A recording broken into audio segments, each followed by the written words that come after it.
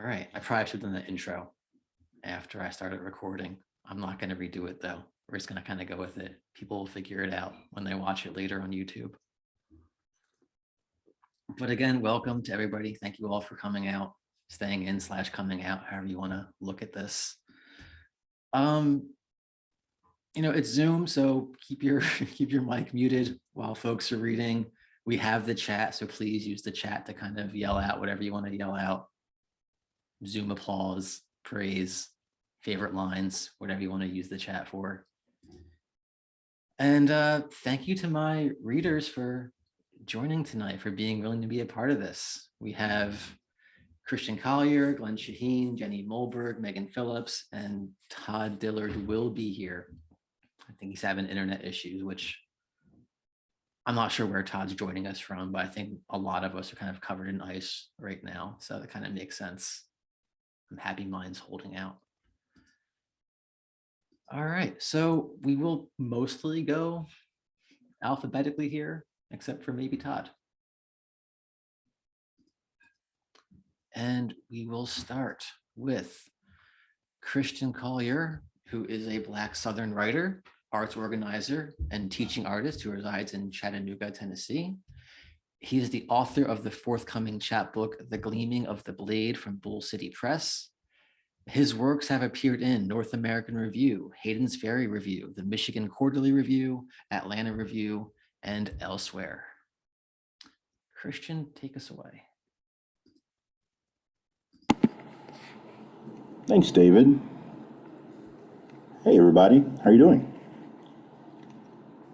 So I'm Christian Collier, obviously, because I'm speaking right now. And I'm going to read some poems from the chapbook. I'm going to read some poems that are not in the chapbook. And I'm not going to tell you which is which because I'm trying to adhere to the time that David has set up for us. So I'm trying to be a good poetic citizen.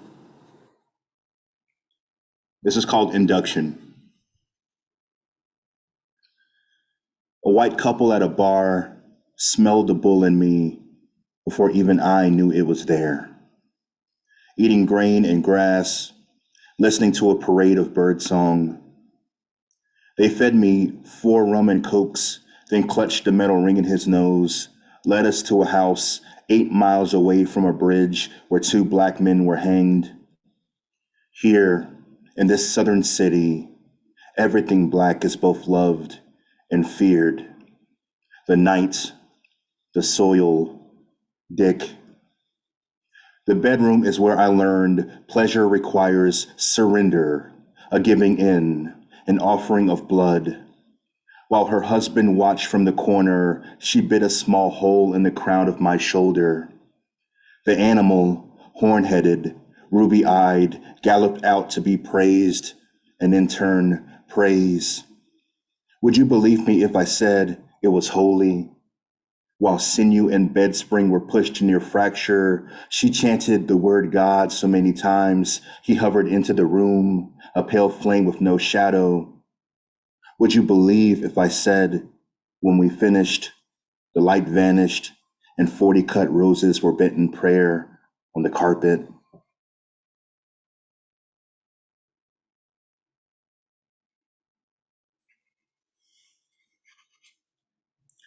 Benediction for the Black and Young. Children, we occupy a world not made to carry any of us. Find the slivers of calm in the ash-filled air. Breathe. Do you feel the atoms coming apart around the garlic white brims of our halos? We are living through a time that took touch from us. Wading through the stubble of the burning night, finessing our feet forward as best we can. Let us pray there is a just God at the end of all of this. Let us pray he sees the columns of our dead on the sour buds of the street, then stirs and says, enough. Let us pray the liquor that drags us from the bed of one day and into the next does not run out. Pray the Hennessy and Crown stays put. Pray we can also do the same, sane and intact. Let us lay down our blues and not cross the threshold of another morning, howling for those we cannot see buried. Let us pray for the favor of the big sky, for burgundy wings no longer tucked beneath our shoulders and the sheath below the twitch of the stars. Let us bow our heads and dream a life that loves us better. May it be gold-hued. May our minds sculpt a love supreme that also holds our newborn ghosts. Let us whisper, because history says whenever someone Black wonders aloud about the future, it instantly becomes a bruised sea of days they will never know. Children, if we are only meant to forfeit all that has ever known our names, let us fraternize with the condors who will come to escort us away. Let the stomp of our forelimbs be the last bit of grace we grant this earth. Then let us rest well. Let us be.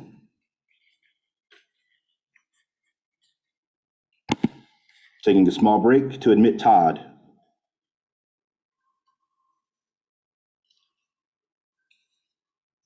This is called The Quiet Storm. The officer's gun still awakens me. 15 years after the night, his index finger became a cedar ring around the trigger. Anytime I close my eyes, the muzzle's round cavity is trained on me. Anytime rest takes hold, my mind expects the bullet, the sharp burst of light and noise. Because it does not come, I live within a wound no one else can see. Trauma builds its monsters from the bones of experience. Blood records and remembers everything it survives. What did not kill me, I now belong to. What has allowed more time to pass through me, I am possessed by. What owns me, an ebony Glock 22 and a man's featureless face shouting behind a brass badge. My almost murderers breathe inside me. I hear grit rustling in their throats at all times. Some songs never sleep. Some songs never sleep. I hear grit rustling in their throats at all times inside me. My almost murderers breathe behind a brass badge. An ebony Glock 22 and a man's featureless face shouting, I am possessed by. What owns me, I now belong to. What has allowed more time to pass through me, what did not kill me, records and remembers everything it survives. From the bones of experience, blood built its monsters within a wound no one else can see. Trauma. I live because it does not come. Anytime rest takes hold, my mind expects the bullet, the sharp burst of light and noise. Anytime I close my eyes, the muzzle's round cavity is trained on me. His index finger became a cedar ring around the trigger. 15 years after the night, the officer's gun still awakens me.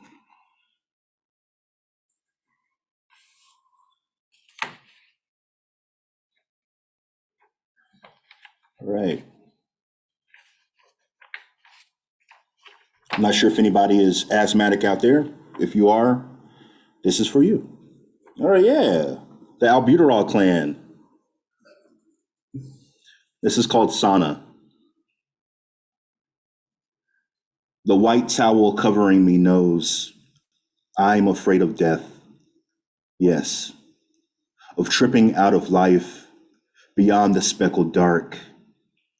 I taste a little bit of the grave each time my chest muscles tighten and the next breath stands a mile beyond me. I am afraid of the day my lips could reach and only latch onto the 3 blank shells of an ellipsis. I know what it is to go without, and I am afraid I don't know what squander means when it comes to respiration. I live ever in search of oxygen and waste none I find. Asthma is the name of what eats away at me, thief of the lungs that could one day rob me of you. Breath is a temporary beast, a frightened deer, sometimes sprinting away and out of view. I tame by forming a refuge from steam. That boneless dancer only knows surrender, only answers to the wild flow of its limbs. I inhale, then cleave to the apparitions birthed by this heat and invite them inside me in order to breathe, in order to not go dead among the living.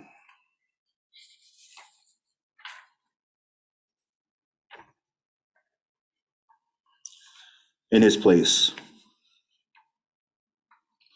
somewhere beyond the window, wind drags its ghost through the leaf-smudged trees. It reaches in to pull my face away from the news of another Black man murdered. This small wonder of nature is the bullet bringing my cousin back to me, allowing his voice to pass from the belly of one world to the next to tell me I am on his mind. I am on his mind. I look up and don't find him. Discover a silver rock dove sitting songless on the white brow of a rain gutter, and it says, "If you want to see the wound, I will show you. You can dip your feathered hand into the black pool of it. Its tide will climb to dye your palm with grief." He extends the sloped head of his wing, changes his mind, leaps and becomes a hurled stone gliding through the light azure of the sky, leaves behind the truth like a spent shell casing that morning does not die. Rather, it is the hunger ever gnawing, the puddle of night that never leaves.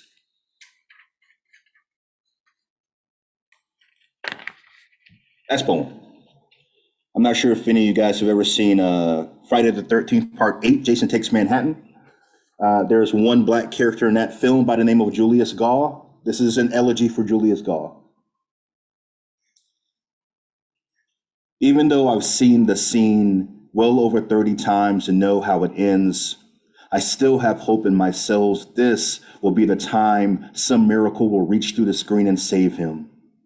Though he faced death on the ashen clavicle of that Manhattan building before the lone audience of the moon, he will somehow will his exhausted body into slipping that fatal Sunday punch to escape free, unsmudged and alive. Perhaps it is just the world refusing to let me be, to stay out of my head for the runtime of the film, but I also cannot help thinking about the other Black boys not hired by a casting director to be rendered headless on film. Those now forever anchored to being young, whose families were elected by the god of circumstance to carry the murders of their sons or fathers or brothers the remainder of their days. How many times have I seen the soul of someone Black exit the pores of their tiny mosques of muscle and flesh, vacating this life? Each of their final moments was a horror film I did not pay to see and cannot let go of. In some way, isn't this the nature of being Black in America? Always residing so close to terror we are wounded, but never surprised when it pitches one of us into the limbo of its maw. Me, I want the alternate ending. Not just for Julius, but for all the other young Black men buried in my brain, each one tucked into the pink soil of my mind. I want the alternate ending. A burst of lightning blossoms and brings them life again, and they gaze into the Black eyes of their fates and say, "Take your best shot, motherfucker," before punching their hands bloody, staving off the afterlife's hungry invitation. I want the alternate ending where they find their ways back into the graces of their most loved. In the distance, night bleeds away and a brand new beginning sets upon them. As the credits cascade down the screen, the language left on their breath is the antithesis of horror, of anything close to horror. Thank you.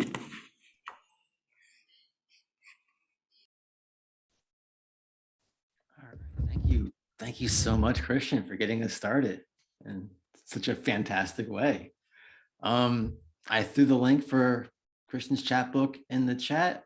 Definitely, I think pre-order it and it's out the end of the month, right? Copies are going out now, so you might get it next week. Nice. So pre-order/order it right now. Take that, Amazon. All right. Next up, I think we have Todd Dillard, whose debut collection of poetry, Ways We Vanish, was a finalist for the 2021 Balcones Poetry Award, and is available from OK Donkey Press. His work has appeared or is forthcoming in Guernica, Electric Literature, The Adroit Journal, Barrel House, Sixth Finch, and elsewhere. He lives in Philadelphia with his wife and 2 children and works as a writer for a hospital. So Todd is with us. It's all Todd's. Hey, everyone. I hope everyone's doing well tonight. I am currently writing on the internet of my wife's iPhone. So we're having some outages around here. So I hope the audio comes in clear and this works out well. My book, Ways We Vanish, deals with fatherhood, my mother's passing, and just sort of the dichotomy of being a son mourning, but then also being a father entering a new life of love. And I'll just read a couple poems from this and a couple of new poems. This poem is called The Call Comes Late at Night. What is grief? Tiny bells ringing in a somnolent hour. You look up and think, where is that sound coming from? You rummage through the desk, its paper towers, walk down the hall, past rooms where your spouse, your child are sleeping, downstairs to excavate couch cushions, check the oven, the microwave, and still that ringing. You find yourself peering into the backyard, staring at your watery reflection, pinned to the sliding glass door like the moon to the ocean. A vibration hums in your chest. You reach your hand to your sternum and pull a phone from between your ribs. Hello, you ask, and then a familiar voice, someone you know but you can't name, someone who also says, hello? You say, who is it? And they say, hello, is anyone there? I am, you say, it's me, I am here, can you hear me? But they only say, hello, hello, hello, until silence fills the line.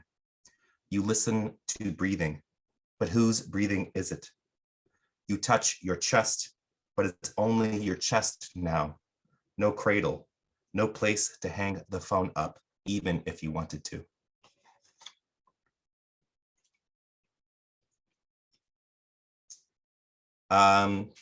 And here is a love poem for my wife and everything about her, including her internet.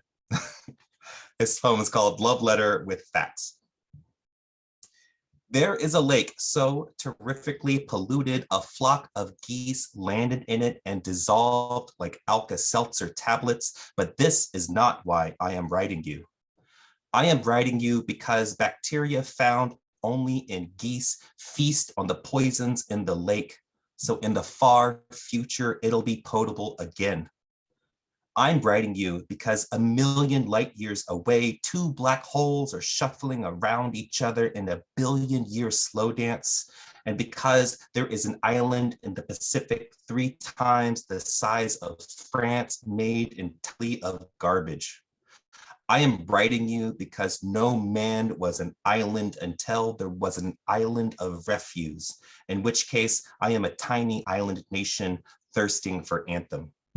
I am writing you because my brain hoists thoughts of you like flags, because your every hello sucks my hand to my heart, because one time we slow danced in pajamas, real slow, garlanded by our bodies' celestial music, our separated gravities looping into each other like the rings of a stage magician. And I know birds keep flying into my body and dying. I just needed to write you to say, thank you for your stupid hat, your ugly cargo vest, your tackle box tangled with inside jokes and touch. Daily, you cast that line into me, and daily I am grateful for the way you are sure this time, you will pull up something bright.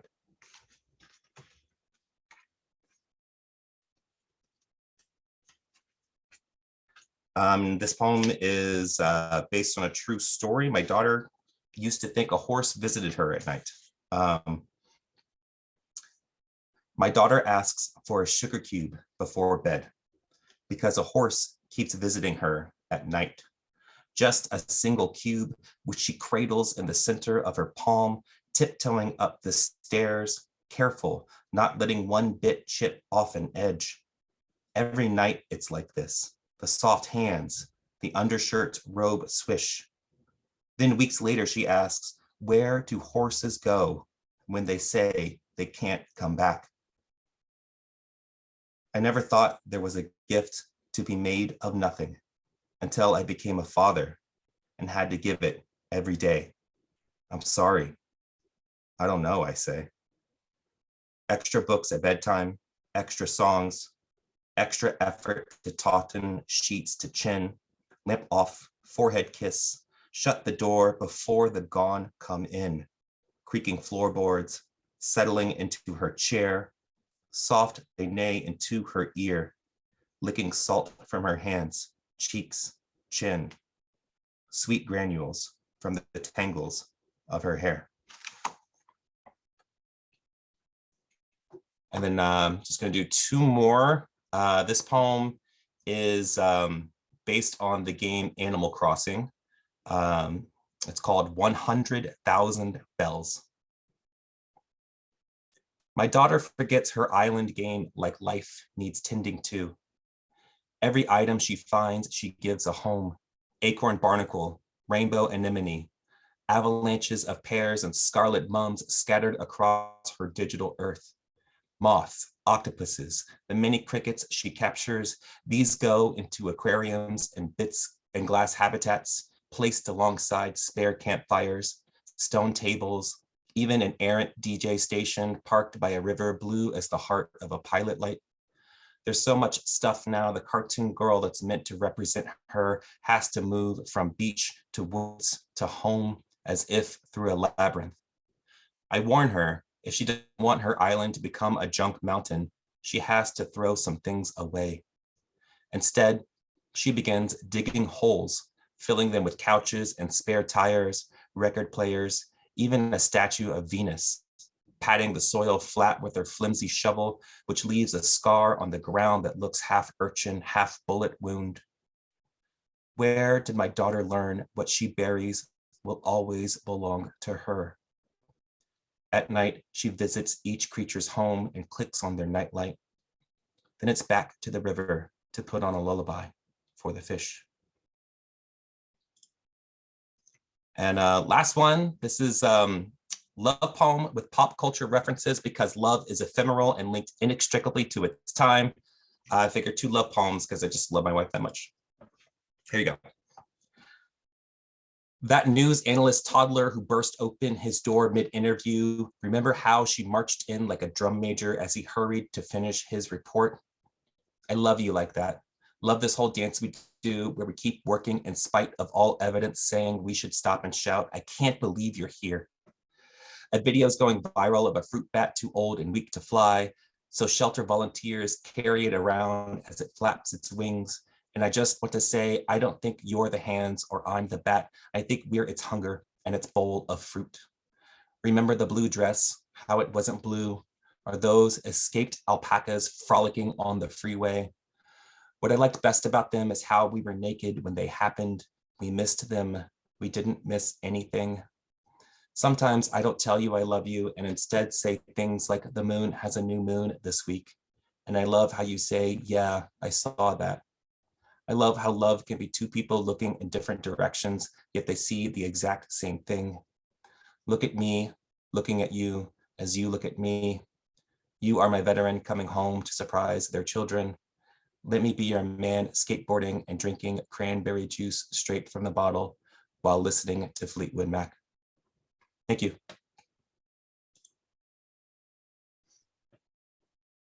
All right, thank you, Todd. And also thanks to your wife for getting you here. I'm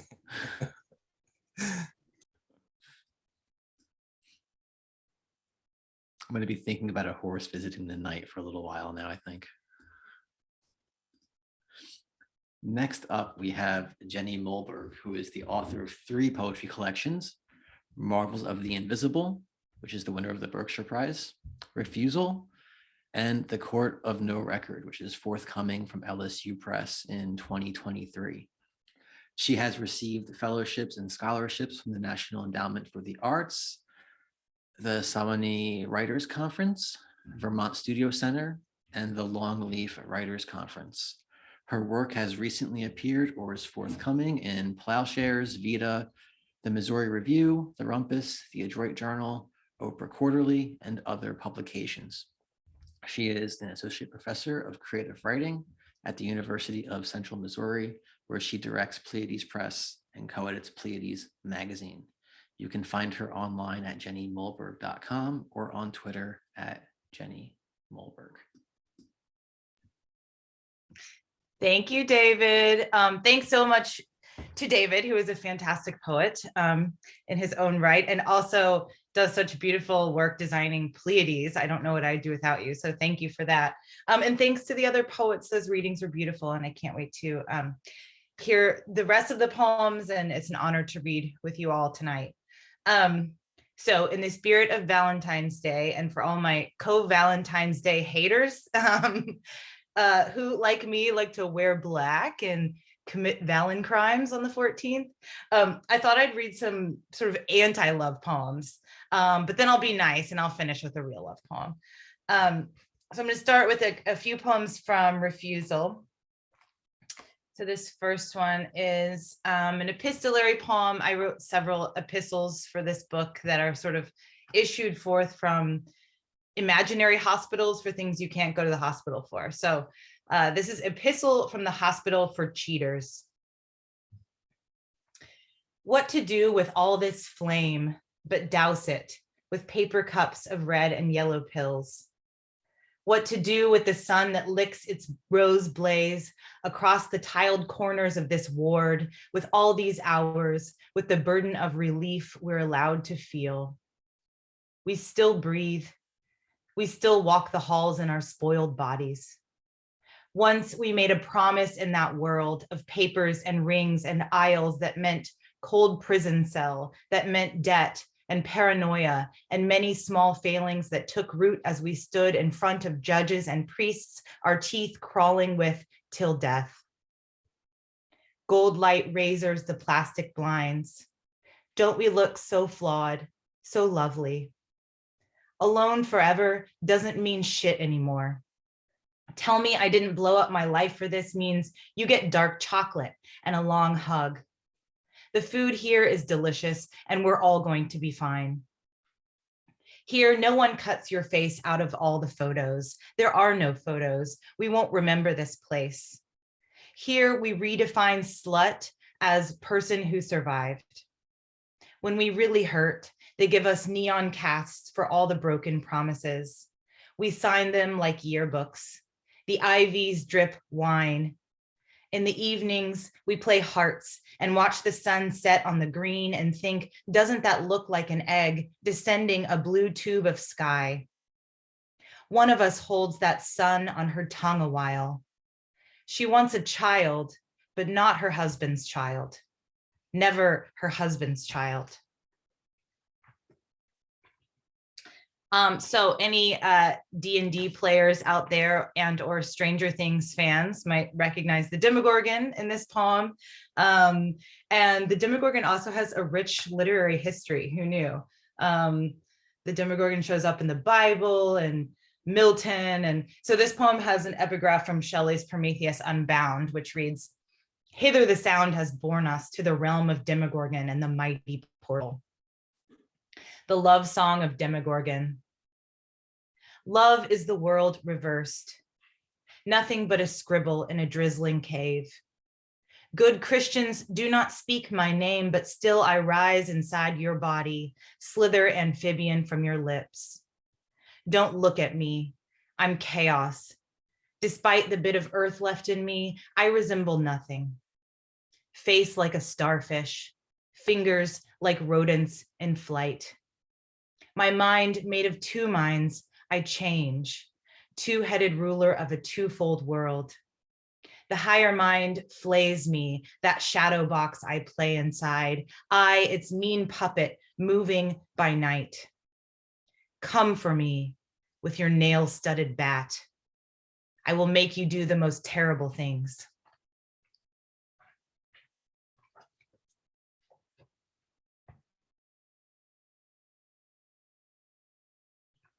Loving Ophelia is, Loving Ophelia is loving a ghost. And loving a ghost is loving yourself. And loving yourself is a sudden sorrow. And a sudden sorrow is the place where the river pools. And the place where the river pools is not suicide. And not suicide is confronting the unknown. And confronting the unknown is the active condition of womanhood. And the active condition of womanhood is the beauteous nature of Denmark. And the beauteous nature of Denmark is lovesickness. And lovesickness is obsession with a version of yourself. And obsession with a version of yourself is egomania. And egomania is a room of mirrors. And a room of mirrors is love and hate simultaneously. And love and hate simultaneously is the trick of abuse. And the trick of abuse is a vexation of the mind. And a vexation of the mind is the feeble dawn of gaslight and tea. And the feeble dawn of gaslight and tea is an overbearing husband. And an overbearing husband is a soliloquy of cliches. And a soliloquy of cliches is the misery of scholars. And the misery of scholars is an old friend's skull. And an old friend's skull is a sudden sorrow. And a sudden sorrow is holding one's breath. And holding one's breath is swimming away. And swimming away is the other shore on which Ophelia has woken.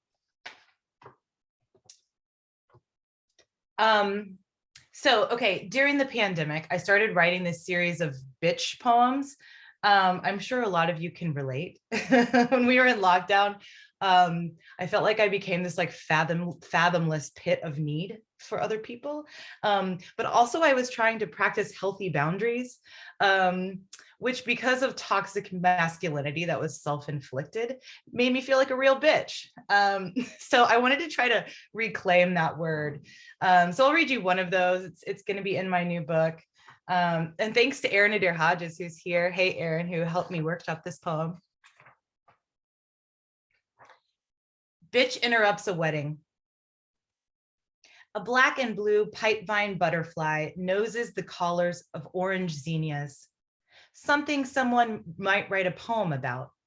Someone who isn't a bitter bitch, or most likely a man with nothing else to do but splooge his sensitive musings down a sentence paved with fancy names for insects or plants or birds. Oh, swoon, red-banded hair-streak butterfly. Oh, sigh and hark the yonder black-eyed Susans, the Rudbeckia subtomentosa, the nighthawk and dick sissel.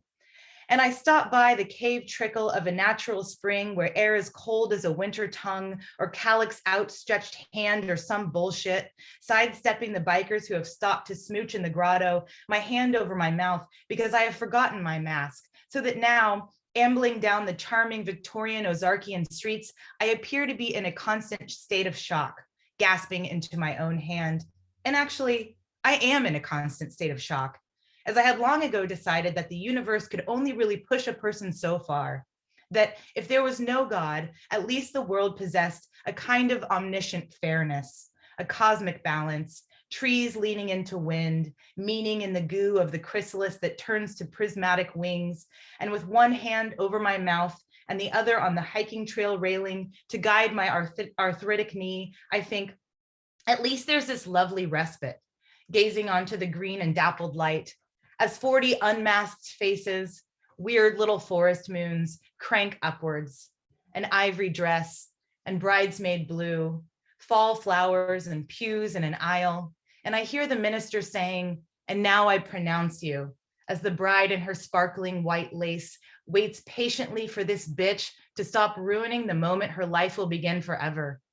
And I blubber back up the stairs, picking a piece of mossy bark from my ponytail, and the sun prisms my arms, and a passing hawk darkens the afternoon for just a moment. And I am young, and I am breathing, and praise Ozark Jesus, I am the interruption, and not the wanted moment that will pass. Okay, and I'll just end with a real love poem because we're all together and we all love poetry and we love each other, and that's real, right? Maybe we need to be reminded of that today. 1985. Help. I was born in the year of the arcade. I put quarters in night so it lasts. The pixels crash so I can say crashing. Even yesterday and the yesterday of my childhood, someone handed me a bowl. I became the light, the dots, the dark. Someone was there beside me. Night was video, and it was you I could disappear into. I had been dead a million years, and I wasn't scared. How I wasn't scared when I came into your body and the bottom of earth broke open. We say we will become each other linguistically. Here, hold a dime to the moon, you say. You can play a game of spending without paying. There is a field punctuated by falling light. On the other side, someone shouts my name, who I recognize, who came in through my childhood bedroom window. There is a heartbeat at the end. Ocean, I feel it in me. You say here, don't miss it. Don't miss the orange overwhelmingness of moon. Have I seen it? And were you there? Thank you.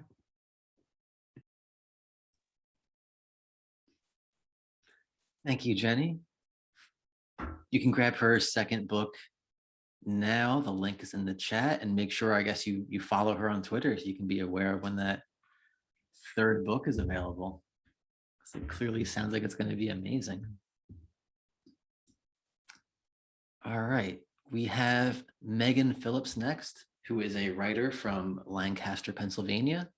She is the author of the flash fiction chat book Abstinence Only, and was a 2020 National Endowment for the Arts Literature Fellow. Her poems have appeared in Barrel House, Pithead Chapel, Had, and elsewhere, and you can find her writing at megan-phillips.com. Thank you so much, David, and thank you, everyone. I'm honored to be here with the poets because I don't think of myself as a poet, so it is a little nerve-wracking and also a huge honor to be here, and I'm so excited to read with you. All my poems are very pop culture oriented, and most of them are prose poems as well. And since I sort of have a reputation for not writing poetry, many of these have been published as microfiction. So the first one I'm going to read for you is called The Bride of Frankenstein Considers Her Options. This has an epigraph from the film The Bride of Frankenstein. I was told to beware my wedding night. Elizabeth Frankenstein, who is Dr. Frankenstein's wife. She still isn't sure whose bride she's supposed to be. People call him doctor, but she's never seen him help anyone. People call her the bride of this broken man who made a broken man from parts of broken men. The doctor takes her to bed, runs his tongue along the seams that join her as if to solder them with spit, touches where her heart should be, touches the pieces of her that were his brides, his real brides, earlobes, breasts, the soft skin behind each knee. She doesn't need to ask what turned this woman into parts. People call him a monster, the one she is made for. His scars her body's twin. People call him by the doctor's name. She's seen him hold a beaker, a daisy, a kitten, a child, gentle in the mixing bowl of his hands. Yet when she cleans the lab, she finds glass ground fine like sand and petals bruised, sweet rotten, fur and bones, blood and tiny shoes, and wonders how long until she is broken down for parts. I have sort of everything has like obnoxiously long titles, so bear with me. This next one is called My Ex Was a Division II Linebacker, and after all this time, I still don't know what that means. Here's what I do know. He was from the part of Virginia that no one likes to talk about. The part where uncles have stills in their basements and Lortab in their pockets, where daddies go into the mines every day, their boys a growth spurt away from those same dark holes. He drove a Humvee in Kosovo when I was driving my dad's Mystique to first period choir practice. He sold plasma and drugs and smoked synthetics so he wouldn't piss hot. If you Google him, the only thing that comes up is the review of Metallica's Saint Anger he wrote for his college newspaper. His sister had a healer that kept jumping out of the car, trying to herd the cattle stuck on those green hills like magnets. His dad had another family. He had 80 pounds on me, a full foot on me. He said he loved me like he was afraid someone would hear. Once he held my ankles on his lap like they were the gentle skulls of baby birds. Once he held my throat in the attic room off the Prinsengracht, pressed my face into a pillow that smelled like someone else's hair. Once he held my hand for 2.5 blocks, but decided it was too hard to go along side by side like that. Once he held a football, I guess. He held back the line, kept that line from going anywhere. He stopped things with his hands, with the hard meat of his body, laid other men flat with the jam of his shoulder, pressed their faces into hot plastic turf. I don't know. He stopped things with his hands, and people went fucking wild for it. This next one is called I Think About Vin Diesel When I Touch Myself. I haven't gone to confession in 20 years, but this feels like something for which I must atone. This lust for a symbolic man, the tough guy, grim and bald. I never could resist American muscle. His hands, hubcap large. I bet it would be like getting fingered by an old baseball mitt, thick and somehow soft, worn leather and grass and sweat. Ramona Quimby named her doll Chevrolet, thought it was the most beautiful name. My body could never start a race. No one would launch a fleet to bring me back. My ex said I looked like one of the women in The Potato Eaters, a peasant, sturdy and beige, as if he didn't get on a plane with me to stand in front of that painting, as if he didn't take me back to our hotel and fuck me with the lights on, as if there's something wrong with having a body that looks useful. I've never held a flag or a gun. Nothing has ever started because I waved my arms. When I come, I think about holding his head between my thighs like a steering wheel. I pretend my ex was saying, your body is like a famous painting. It is something to behold. I told David that I would read something that's new or that's not published. So this is not published because I haven't been writing, you know. So this is called Alleged UFO Crash Site Under New Management. I cannot begin to imagine the effort it takes to keep a gift shop stocked with little green men and bottles of water from Albertsons, to put up signs along the highways and truck stops saying, come here, see here, to protect others' fears and obsessions under sun-warped glass, to keep that little motor scooter of hope putt-putting along, where your whole ass heart, like a thrift store t-shirt from a place you've never been, worn soft from a body of someone you'll never meet, and believe with all you've got that there are others out there in that exquisite dark, and that for some unknowable purpose, they'd want to visit us. And this is the last one I'm going to read tonight. It is also my first published poem. And it is a poem for all the random crew members you see running around in Star Trek, the ones who aren't main characters, and it is called Yellow Shirt Elegy. Down in engineering, you can't even see the stars. Dad was so proud when I was reassigned. The heart of the ship, the heart of the ship. You are working in the heart of the ship. How do I tell him what it's like in the cavity where 16 hours on, 8 off, no sense of time but what the clocks tell me, and even wrong. Warp core fluctuations cause minor temporal distortions, nanoseconds, moments flickering like phaser pulses. I don't even know what the stardate is. The computer adds it to my logs. How do I explain the slow burn of long-term exposure to the core, the little waves of electromagnetic radiation rolling over you until your bones soak in the rhythm of their particles? I try to say, it's like that time we went kayaking on Cayuga Lake, remember? The water looked still, barely a ripple, but as you paddled away, I was battered by the tiny waves, the wakes of other boats. The rocking, rocking, rocking made me so sick I had to turn around, had to lie on my back in the gravelly sand until my insides stopped moving. How do I say I've been on the Enterprise for 3 years and I've only seen the captain once?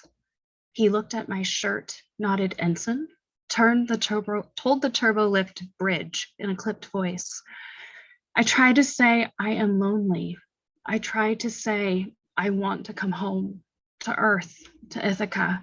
that this was all a mistake, that we were never meant to be so far in space, untethered from the sun we know, forever treading gray corridors in yellow shirts. Instead, I say, the stars are so beautiful out here, Dad. Thank you.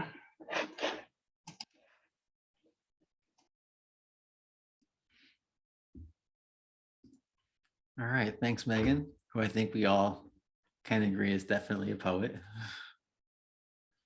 I actually taught the Star Trek poem in a class I was teaching this summer. So I just naturally assumed, oh, she's a poet. And then when I saw, flash fictions and stuff, I'm like, oh, also prose poetry, because, flash fiction, prose poetry, it's eye of the beholder kind of a thing. All right, our last reader is Glenn Shaheen, who is the author of 4 books, most recently the flash fiction collection Carnavalia. He is the executive director of the Radius of Arab American Writers and assistant professor of creative writing at Prairie View A&M University, and the co-editor of the Chapbook Press Tram Editions. He lives in Houston, Texas. Hi, everybody. Thanks so much, David, for organizing this. And I love the title of the series too. Of course, if you renew it, you're going to have to change the title, I guess, because isn't it like David has Zoom Pro for a few months? So, but so great to read with Christian, Jenny, Megan, and Todd. And I'm a huge Star Trek fan too. So if there really is a Star Trek Poets fan club, please talk to me about it. All right, I'm going to read a few poems here. These are all from my manuscript that's not published yet, but they feel very old, but that's what the pandemic has done to us. Limited engagement. Is the poison curable? Is it naturally made? Where does nature end and where does the body begin? Have we been engaged in the performance repetitively and forcibly? Has the audience asked us for more, thrown grocery store roses at our feet? Do they recognize the melancholy we seek to replicate? Do we seek it if we do not know we are engaged in seeking? The curtains, have they been weighted so that the AC does not move them, forbids them from interfering with our scene of American malaise? It's funny, it's supposed to be comedy, and yet why does the audience wipe tears from their eyes? Was it the dedication before the show to the dead who did not wish to die, the dead who did wish to die? The audience is being filmed for home video. They too are prompted with signs indicating laughter, inchoate grief. Must we list them as performers in the credits? The poison, it is not lethal. It is only a diuretic, but isn't it funny that there is only one toilet available backstage for performers only? In my life, I am sad, but on stage, my sadness wins awards for its realism. What melodrama. Was I sad before I learned these lines, or did I absorb my character's sadness? It is so sad to be trapped in an American drama where no success is enough, where friends and loved ones die and nobody ever has their dreams fully realized. Who wrote it? I was given the script, but it only has my lines, no cover sheet. Is that a violation of the Writers Guild guidelines? Somebody applauds, but the curtain has not lowered. We have not reached the resolution. Shall we improvise? Shall we engage in fury and fire? These are fun poems. This one's called Misery and Bells. It's after Mansfield Park. But it's not after Mansfield Park enough that I wrote after Mansfield Park on it. That's just a little treat for you all to know. Let other pens dwell on guilt and misery. Here there are funds, of course, yet there the funds are more attractive. Marriage is a unity of two distinct companies, of two ideologies. What is lost in fabric, what is lost in speech? We pray that in death we only be allowed to live everybody else's life. Animals hovering near us, we can afford to feed them less and less. A letter arrives and we feel the impression the pen has made days ago when the letter was crafted, words carefully chosen and combined with lines from famous works of literature. Desire is made of impressions. A person is a collection of funds and treasures, education spilling from our lips. We don't mean it. We are a wealth of compassion, depending on the definition. A horse collapses by the road. Quel dommage for the horse and those who considered it a companion. Bells from a church or a mistake of the ear as wind falls against discarded metals.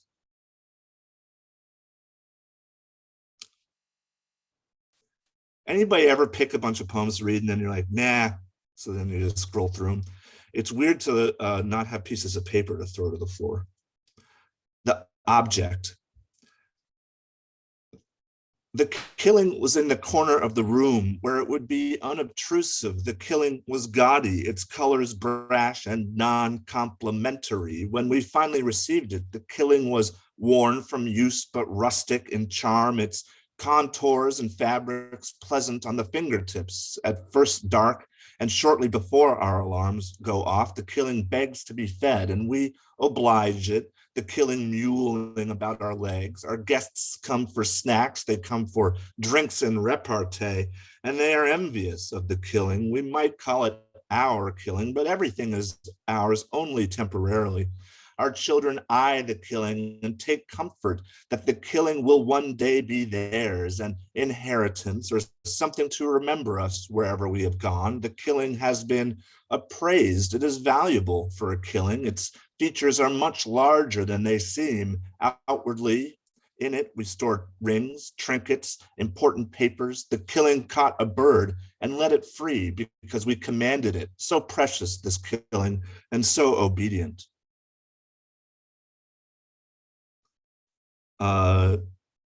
This one's a Valentine's poem. It's about how my wife got in a car accident. She's fine, but she got in a car accident on Valentine's Day on her way to therapy. It's called Total Loss. The phone rang and you were out of danger, but you had to relate the danger to me, the threat, the caving door, the car that pummeled you from the side, and your voice was fine, but I thought danger. And what else was there but to imagine an array of potential states, the car with a small dent, the car garbled and unrecognizable. The danger was the line between me and you. It was only half a mile, danger if that. The news today said that the youth have been taken by a great craze for fool's gold. They know it's fake, but that's the charm. The youth are always taken. What if I had stopped to present you with a fool's gold necklace for a few seconds? You could have missed the danger or been placed in greater danger. The car a few feet on either side, the intersection a shifting equation.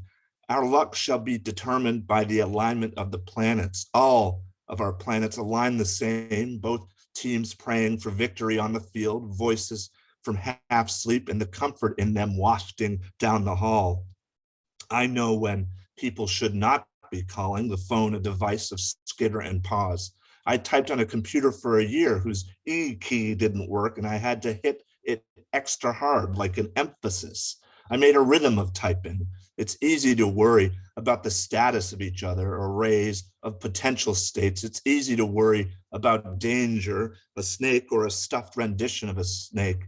There are terrible acts we all have to accept just to get on with life. Worries, keys, the possibility of belief in danger, our potential for danger, riches just around each corner that crush us slowly.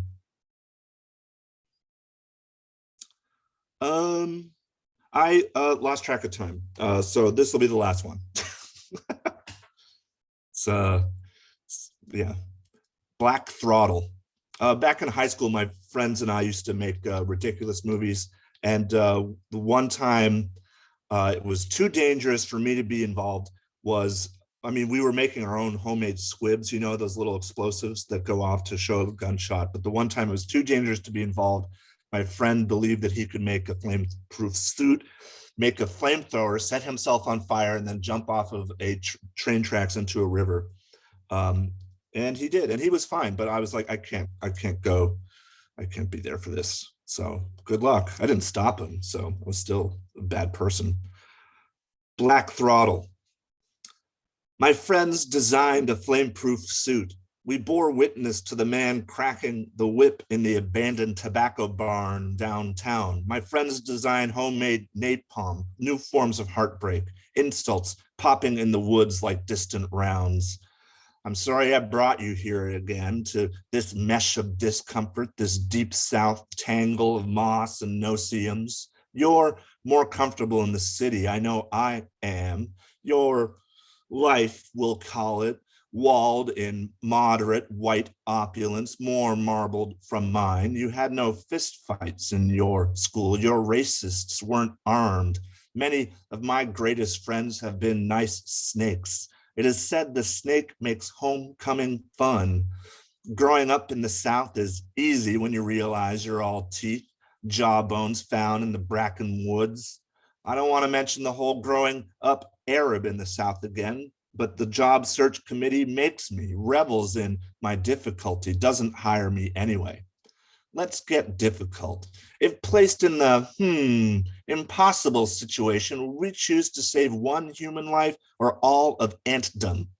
Who relies on the micro thieves, little pinpricks on the heels? Somebody must. Somebody makes the snake a friend, makes the snake a sack lunch. Anybody who tell me I'm pretty, hold me up to the light to check my bone structure, it's all there. The creep in the woods, accidentally shot by the hunter, by the kids popping off rounds for fun. None of us should have been that close to civilization. Thanks, everybody.